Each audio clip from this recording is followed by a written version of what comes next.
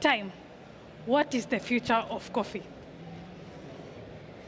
As a barista trainer in Kenya, I have taught many courses about the origins of coffee. We talk about how coffee is native to certain parts of the world. But I was surprised to learn that there is still wild coffee that grows in unsuspected regions.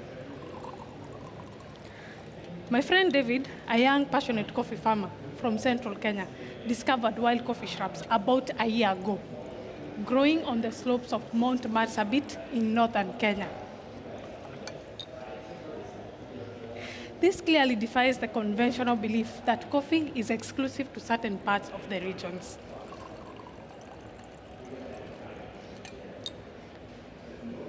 And that's why I'm here today to unveil the captivating and untold story of these extraordinary shrubs.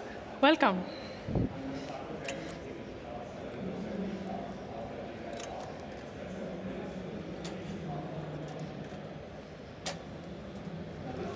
Behold, the wild coffee shrubs captured in the booklets with these strikingly large leaves, a testament to the remarkable diversity within Coffea arabica L species.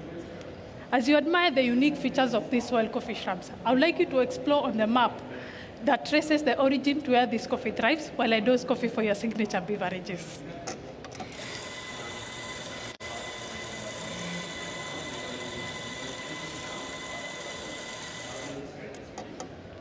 Today, we are so fortunate to enjoy this coffee that is rare and special in 3 courses, as espresso, in milk, and in a signature drink.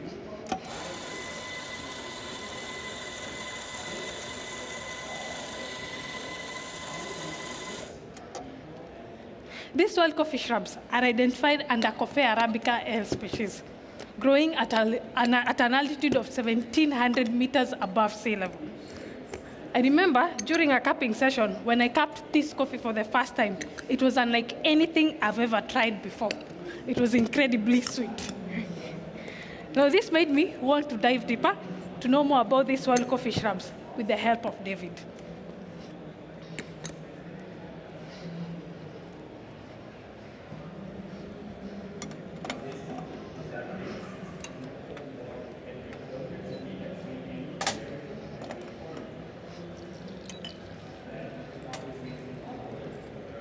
They thrive in the forest due to the microclimate on Mount Marsabit, growing in a seasonally dry tropical biome, meaning the temperatures ranges from 6 to 26 degrees Celsius, which is actually very suitable for the development and ripening of the cherries. We also found the Inga edulis trees that helps in nitrogen fixation in the roots of these coffee plants. That's why they're able to grow well and survive in the forest. So I'm going to let these shots of my espresso to cool down. I'll get back to them later. We can continue.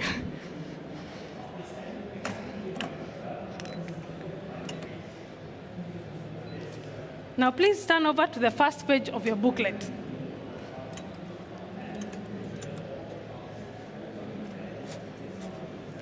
There, you'll see the tasting notes of my coffee and information about these wild coffee shrubs.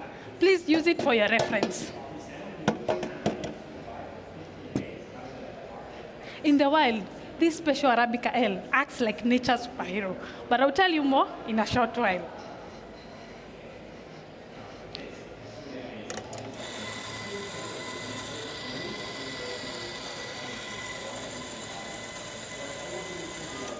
So after trying different calibrations for my coffee, I found this coffee to taste best by dosing 20.5 grams in and extracting 45 grams out to get all the desired yield in the cup and balance. So I'll kindly ask you to wait for my instructions when I serve you this drink. Evaluate the crema first. I'll tell you how to enjoy this cup.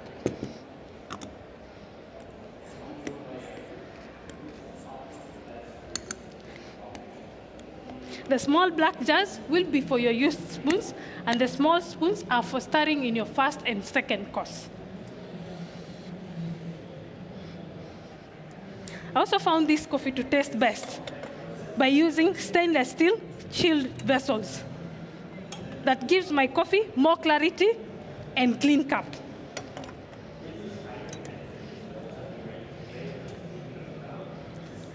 And also by extract chilling, using these frozen rocks, I'm able to get more aromatic compounds that will increase on flavor and improve on texture. Please have some sip of water to cleanse your palate while I prepare for you your first course.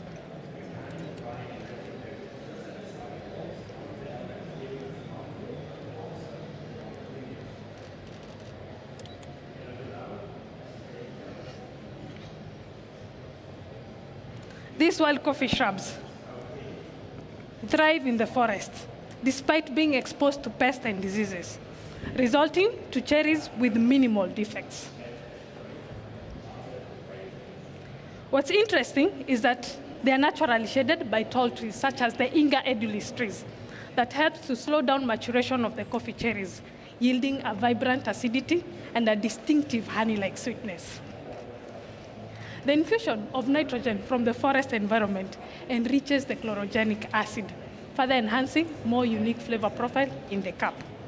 So when you sip coffee from these wild coffee shrubs, it's like taking a taste of nature's own sweetness, giving you the following experience in the cup. You'll get a medium to high acidity,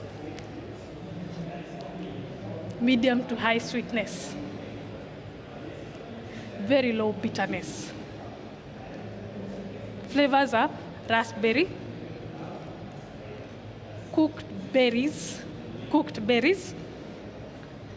and a finish of lingering cocoa nibs. The texture is silky with a medium body. Now please pick 1 spoon, stir 5 times, placing it in a small black jars. Enjoy.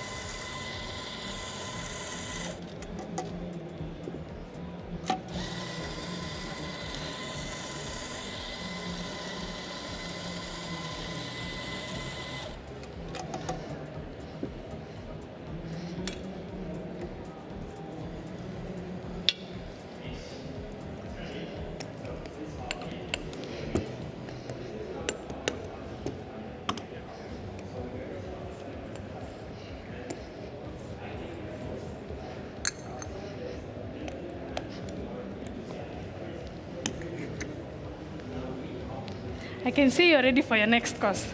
Now turn over to the next page for your meal course.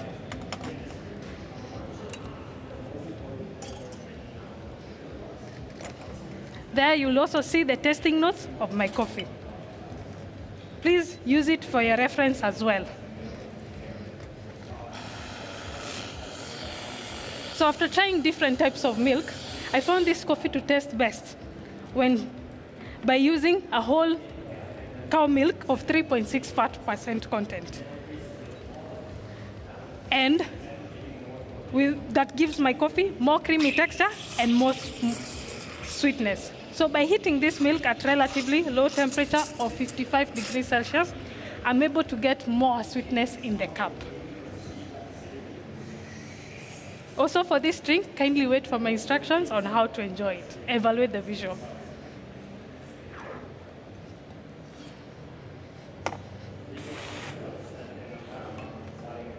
So David selected the ripest cherries and measured their sugar concentration, getting 21 bricks that he needed for the next step of carbonic maceration process, which I'll tell you more during our last course. So while slow drying this coffee, for 25 days, David used a rake to turn the cherries under a shade to attain 10.5% moisture content. Inspired by that, I found this coffee to taste delicious when stirred with a second spoon provided for you 5 times to give you complexity and balance. Please go ahead. It was a challenge to roast this coffee.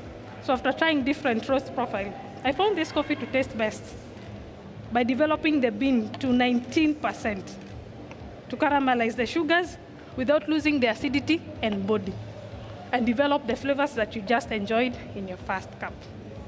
The flavors are creamy texture,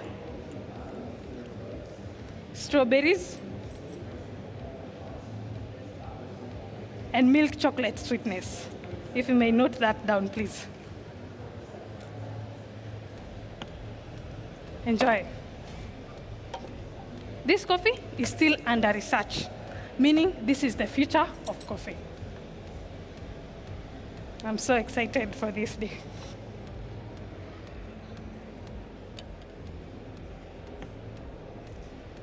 Enjoy. Thank you. Mm-hmm.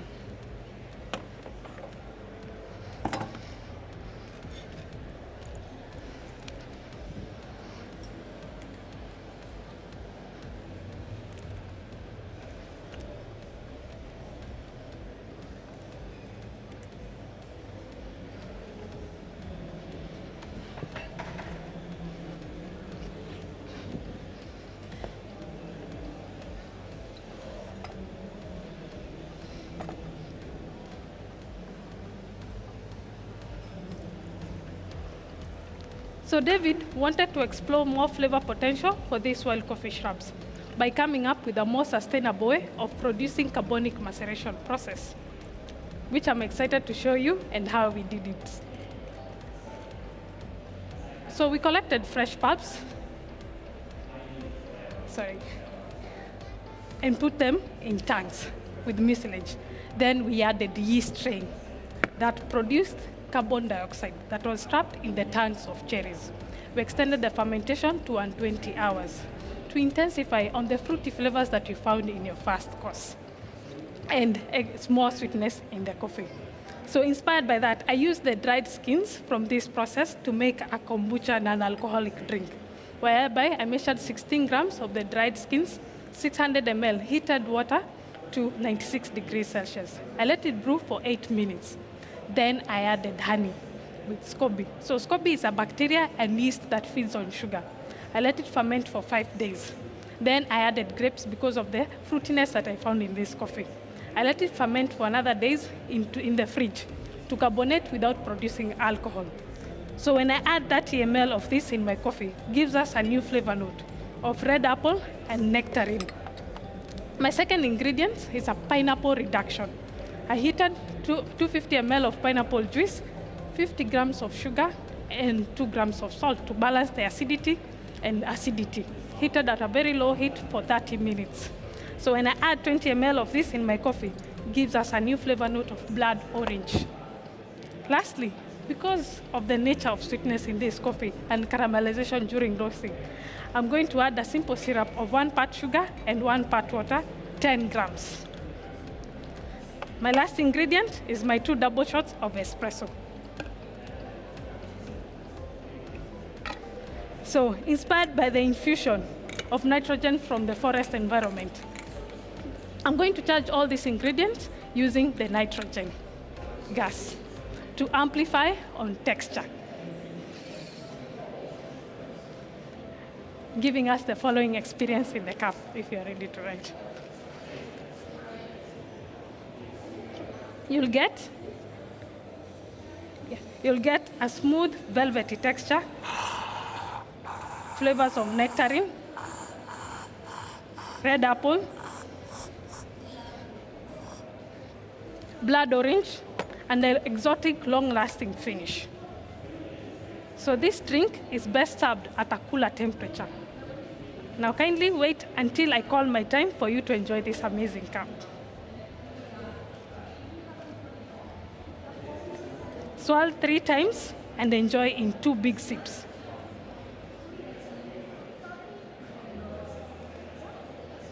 Now, the discovery of wild coffee shrubs in northern Kenya is exciting for the future of coffee. These tough plants thrive in harsh conditions and offer unique flavors. They could be vital for creating new coffee varieties that can handle climate change.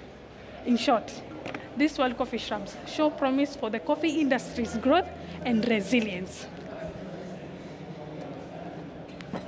Now, tell me, if this is not the future of coffee varieties for generations to come. Time.